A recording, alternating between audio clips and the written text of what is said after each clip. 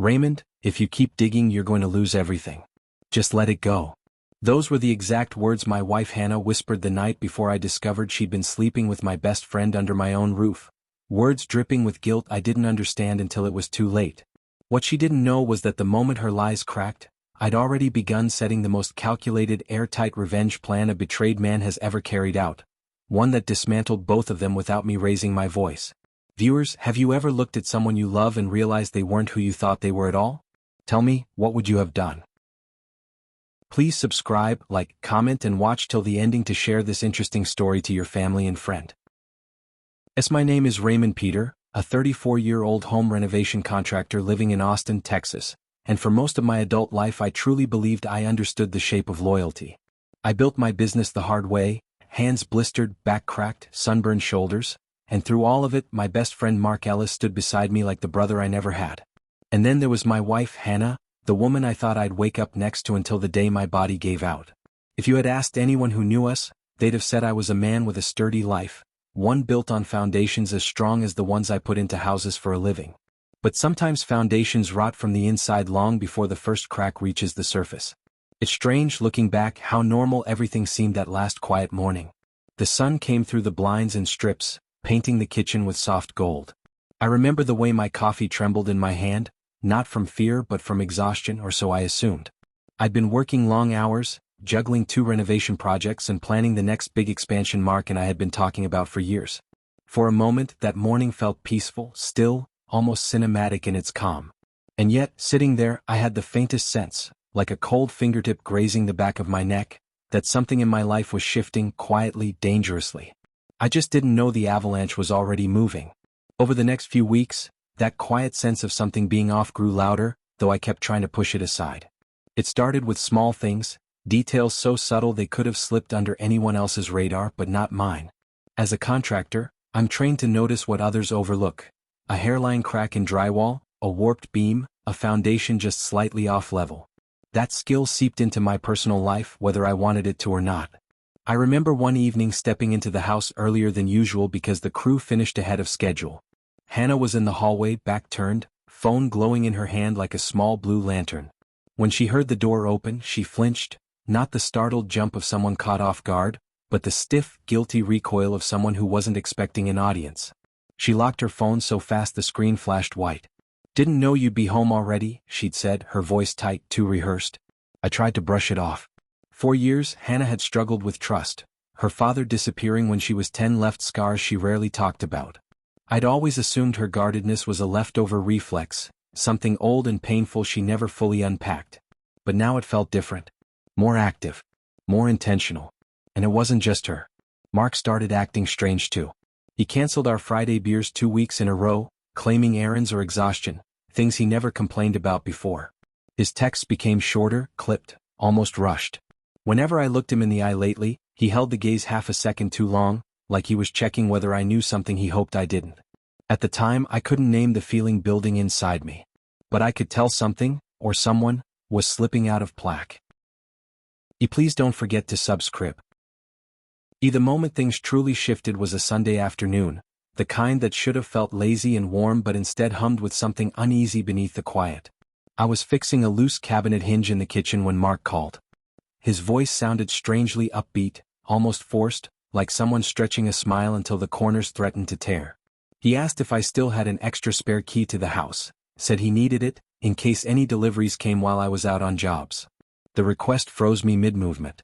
In 10 years of friendship, and thousands of hours spent on work sites, late-night planning sessions and celebrations after good deals, Mark had never asked for anything remotely like that.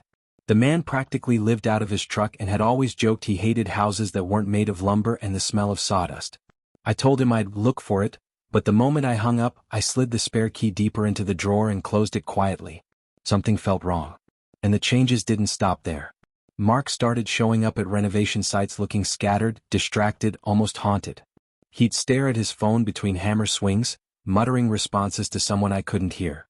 Once, when I walked up behind him too silently, he flinched so hard he nearly dropped his drill. That small reaction pulled an old memory from the back of my mind. A night years ago when a drunk and resentful Mark confessed he envied me, envied my relationships, envied the way people naturally trusted me. I'd laughed it off then. But now, the memory echoed in a darker tone, reshaped by the present. It felt like the first hairline crack spreading across a wall I thought was solid. The crack became impossible to ignore the night I did something I never thought I'd do to the woman I loved. It was late, past midnight, and I was sitting alone at the dining table, unable to sleep.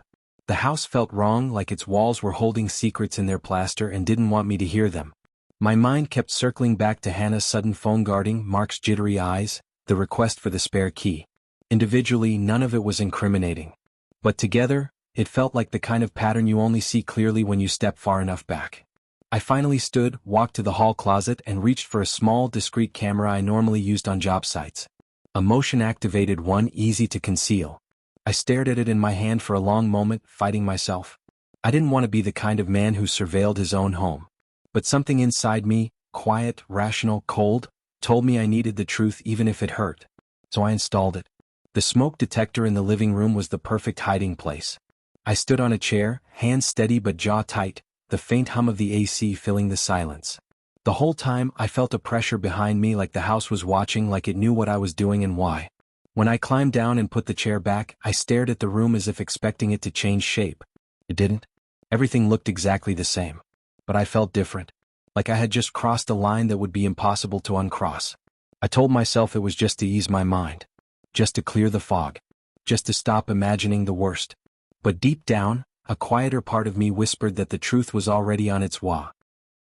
Why please don't forget to subscribe. 3 days passed without a single motion alert. Each quiet hour made me feel a little more foolish, like paranoia had gotten the better of me. I almost took the camera down that Thursday afternoon. Almost.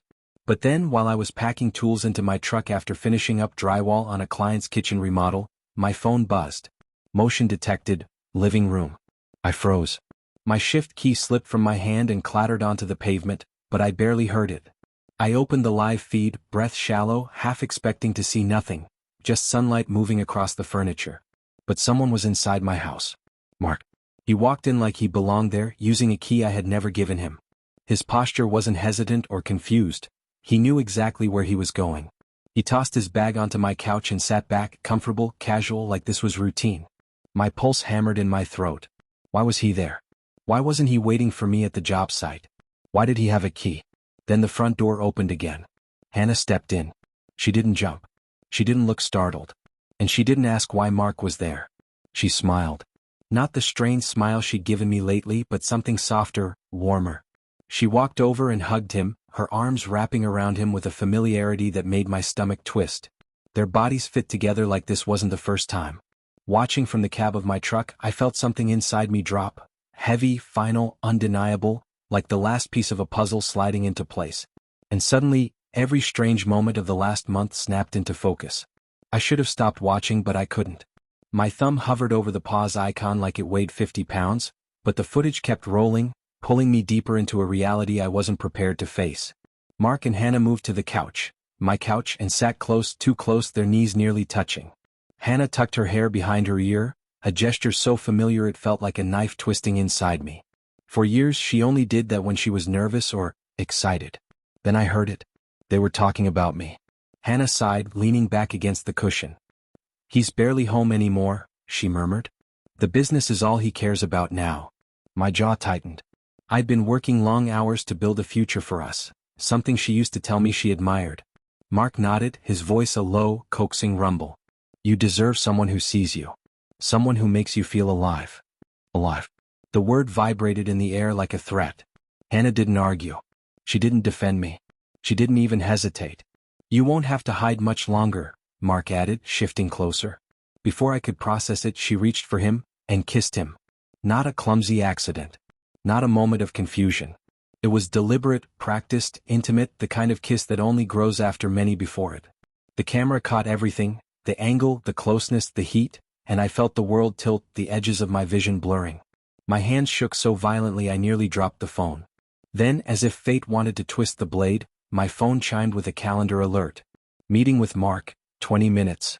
I stared at the notification, my mind splitting in two, half raging, half ice-cold calm. And in that moment, I knew. Confrontation wasn't the next step. Understanding the full scope of the betrayal was. I drove to the job site with the kind of hollow focus people feel after a car crash, when the world is too sharp and too distant at the same time. The sky had turned a dull gray, and rain began tapping against the windshield in soft, uneven rhythms. Each drop felt like a tiny countdown, marking the seconds until I saw him. I didn't turn on the radio. I needed the silence, needed the space to think, to breathe, to process the image of my wife and my best friend wrapped around each other in my living room. I kept replaying certain moments, sharper now in hindsight. How Mark had been urging me to streamline the business by putting our assets into a joint account. How he'd insisted it was the smartest way to prepare for expansion. How Hannah had suddenly taken an interest in the financials of our partnership, asking subtle questions about contracts, income, liabilities. At the time, I chalked it up to curiosity. Now I saw a pattern forming, a darker intention weaving between the lines. As I turned onto the gravel road leading to the unfinished property, my father's old warning echoed through my mind. Trust people with your heart if you must, but never with your money. He'd said it during a winter storm when I was 12 and our furnace broke. The handyman my father trusted scammed him, leaving us cold for days. I never forgot the bitterness in his voice. Maybe that's why something inside me cooled then, hardened. I wasn't going to explode. I wasn't going to give them the satisfaction of chaos. If they wanted to play games behind my back, then I'd change the rules entirely. And Mark, who thought he had every move mapped out, had no idea I'd already started rewriting the SC. Ripped, please don't forget to subscribe. Right. When I walked into the unfinished house, the air smelled of sawdust and wet concrete. A single bulb hung from an exposed beam, swinging gently from the draft that slipped through the plastic-covered windows. Its slow, rhythmic sway cast shifting shadows across the room, like the house itself was breathing. Mark was already there, crouched over a toolbox. He looked up the moment he heard my footsteps. For a split second, something flashed in his eyes. Panic, maybe, but he masked it with a smile so quickly I wondered if I imagined it. "Ray," he said, standing, dusting his hands on his jeans. "Man, you're early. Everything good?" I studied him carefully. His posture was relaxed, but the tension was in the details. The stiff way he rolled his shoulders, the tightness at the corners of his mouth, the way his phone remained face down on a nearby plank of wood. He was acting normal, but his body didn't believe it. "Yeah," I said, matching his tone perfectly. "Everything's fine." He talked about the project. New beams, fresh permits, potential buyers, but his words felt distant, meaningless. I nodded along, letting him believe I was in the dark, that I hadn't watched him in my living room less than an hour ago. The entire time he kept giving me these quick, searching glances, like he was trying to read a script I hadn't shown him. Like he was afraid I might already know. That fear gave me clarity. And control. Because if I confronted him, he'd deny everything. He'd twist the story. He'd turn Hannah into a victim, himself into a confused friend, and me into an overworked, paranoid husband. But if I stayed quiet, I could dismantle them both without ever raising my voice. And as I watched him speak, lying easily, comfortably, effortlessly, I made a choice. I would not confront betrayal with rage. I would answer it with precision. For the next 7 days, I moved through my life with a calm so sharp it could have been mistaken for serenity. But underneath it, purpose surged like a quiet current. If Mark and Hannah thought they were playing chess behind my back, they didn't realize I'd already taken the queen and half the board before they made their next move. I started with the business. Late at night, when the city was still and the cicadas hummed outside my office window, I transferred our accounts into a protected LLC, one I'd quietly set up months earlier for expansion plans. Mark's name was nowhere on it. Every contract, every invoice, every financial thread that held our partnership together was rewoven into a structure he couldn't touch. Not legally. Not even with manipulation.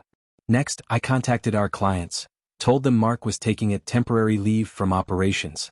People respect privacy more than they question it, especially when you speak with the tone of someone protecting a friend. Within hours, the responses came in: support, understanding, zero resistance. They trusted me, not him. They always had. Then I changed the locks. All of them. The front door, the back door, the garage access panel. Even the digital key fob system. Mark's unofficial access evaporated in seconds. Hannah noticed, of course, asked if something was wrong with the lock. I told her we'd had a security update. She accepted it too quickly, confirming exactly what I already knew. She didn't want to draw attention to hidden truths. Finally, I downloaded all the footage, every second, every angle, onto a secure drive. Watching it again wasn't easier. The betrayal still stung like fresh cuts. but it strengthened my resolve. I wasn't imagining things. I wasn't overreacting. I wasn't wrong.